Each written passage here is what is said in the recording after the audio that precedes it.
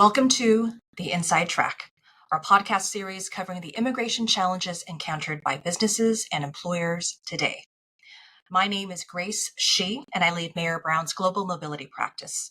I'm joined today by my partner, Morgan Bailey, here in Washington, D.C. So today we're going to talk about the big news, really the biggest immigration news right now, which relates to the H-1B program.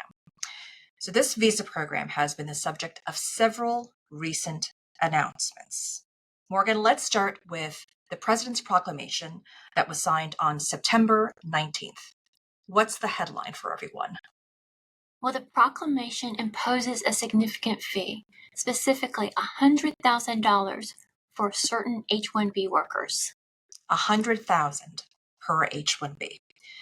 So after the White House announcement on the 19th, we received guidance from U.S. Citizenship and Immigration Services, from the U.S. State Department, and from U.S. Customs and Border Protection. And we look to that agency guidance for operational clarity right now. What do employers need to know today? You know, Grace, it's really fascinating because this fee of $100,000 significantly inflates the cost of sponsoring someone for an H-1B. But the very first clarification, which I guess is a bit of relief, and that multiple agencies have confirmed, is that it's a one-time fee. That's right, one time. That was a very important confirmation. So who actually has to deal with this fee right now? Well, it affects H-1B petitions. So that's the work category for individuals who typically qualify because they're offered a job that requires at least a bachelor's degree or its equivalent in a specific field, and the individual has that required degree. And when does this fee requirement go into effect?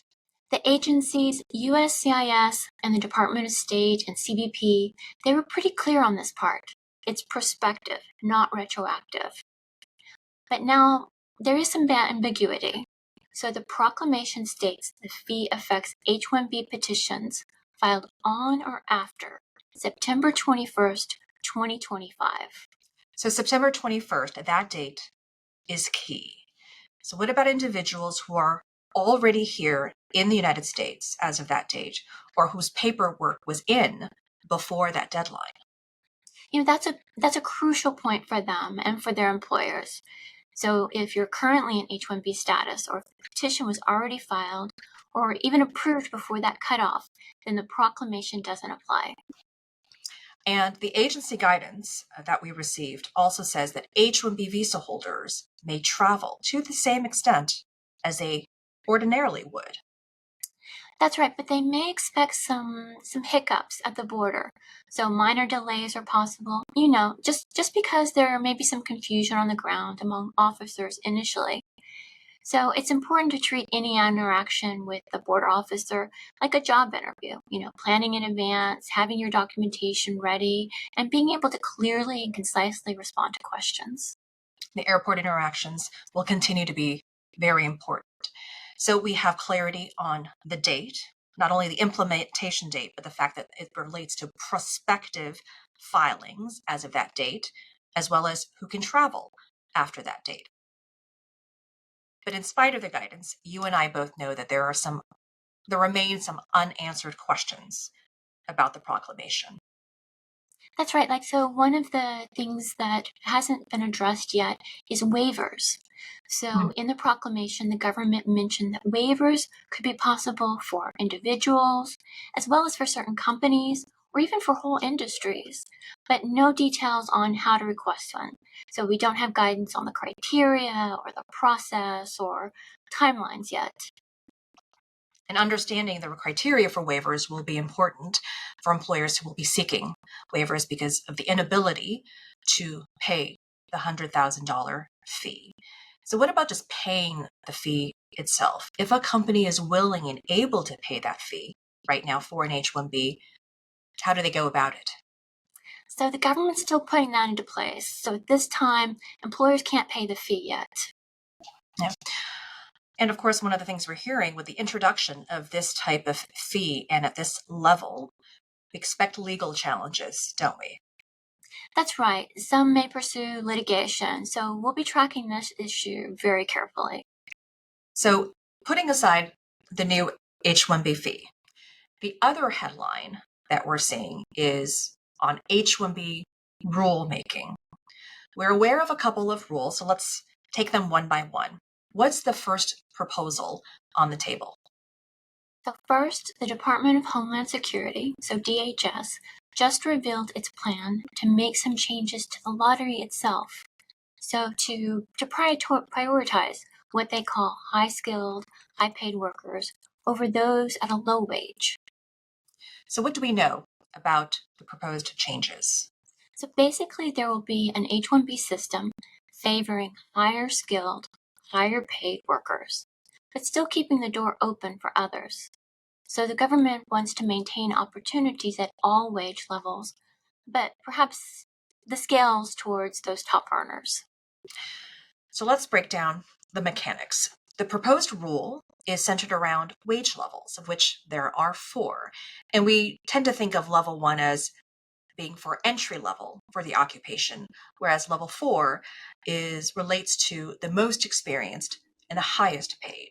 How does that, the new rule, translate into selection chances for individuals? Is it that higher level wages equals a better chance at the H-1B?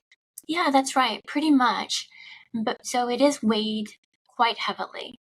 So let's say that if there's a random lottery selection, it's not just one person, one ticket anymore. Instead, each beneficiary gets a certain number of entries based upon their wage level offer. So again, with the wage level 4, the highest. So that wage level 4, they would get entered 4 times. With a wage level 3, they'd get entered 3 times.